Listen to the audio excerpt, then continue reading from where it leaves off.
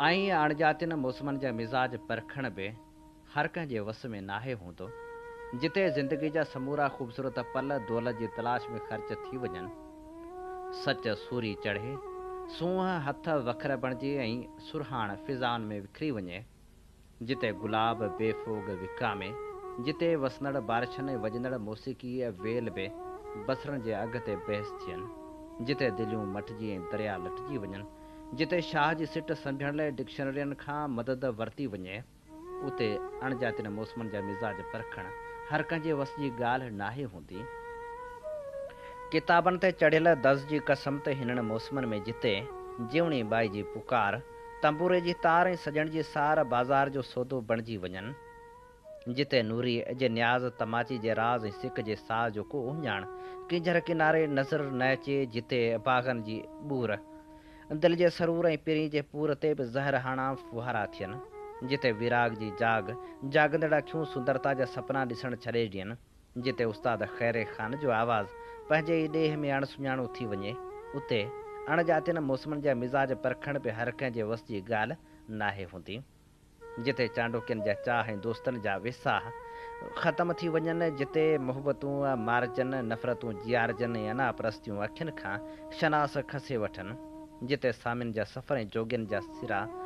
पुराणियूं कहाणियूं बणिजी वञनि, जिते चमड़ा ऊंदहि खे रोशनी सम्झनि ऐं जिते मासूम ॿार जी मुर्क पोहरे जे पघर मोतीअ जे गुल ऐं फ़नकार जे फ़न जो क़दुरु बाक़ी न रहे, उते ॼातियुनि मौसमनि जा मिज़ाज परखणु हर कंहिंजे वस जी ॻाल्हि त नाहे हूंदी। ऐं हा, जाग विराग जे जहिड़े जहान में अनेक साइतूं सुम्हनि थियूं, ईअं जीअं बेवसी जे दर ते मुफ़लस जी तमन्ना सुम्हे थी, यतीम जी आस बेव जी हसरत ऐं कर्ज़ी जी फ़रहत सुम्हे थी, जीअं पिरह फुटी जो सितारा मुहताज जा सहारा ऐं वक़्त जी झोली में सियारा ऊन्हारा सुम्हनि था। हर वेल हर वक़्तु फ़ानी ज़िंदगी भला कीअं थी जाॻी सघे, आख़िर त नियणनि खे निंड अचे थी, जाग विराग जे विच में बचियल विछोटी अख पूर पट केतिरे फ़ासिले ते हूंदे बि सुतल ज़रहनि जी सोच जियां परे जो पंध बणिजी पवंदी आहे। उन करे फ़क़ीर जी सदा बंदे जी दुआ,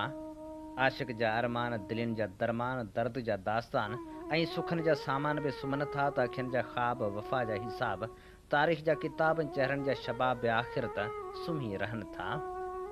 जिते चोर ऐं चौकीदार जी अखि गॾु सुम्हे थी, उते प्यार जा पंध ऐं मुसाफ़िरनि जा रिंद बि सुम्हनि था। केतिरा ख़्याल अंदरि जा सुवाल ऐं लिकियल अहवाल बि सुम्ही रहनि था। वक़्त जे पहर सोचनि जा शहर ऐं ख़्वाहिशनि जा घर बि सुम्हनि था। कुर्बनि जा कोल ज़ुबाननि जा ॿोल, हीअंणे जा होल ऐं मोहबतनि जा झोल बि सुम्हनि था, त मासूम चेहरा प्यार ते पहिरा ऐं उञायल सहरा बि सुम्ही रहनि था। जाग विराग जे जहिड़े जहान में सदाईं केर बि नथो जाॻे, आख़िर त हर को सुम्हे थो, अखियुनि जे उजागनि ऐं ॾींहं ॾिठे जे ख़्वाबनि वाक़े हर को सुम्हे थो, छो त लुड़क हाणियुनि अखियुनि जा सपना सुते में कूंजनि जियां उॾामंदा आहिनि ऐं गुज़िरियल पल विसरी वेंदा आहिनि।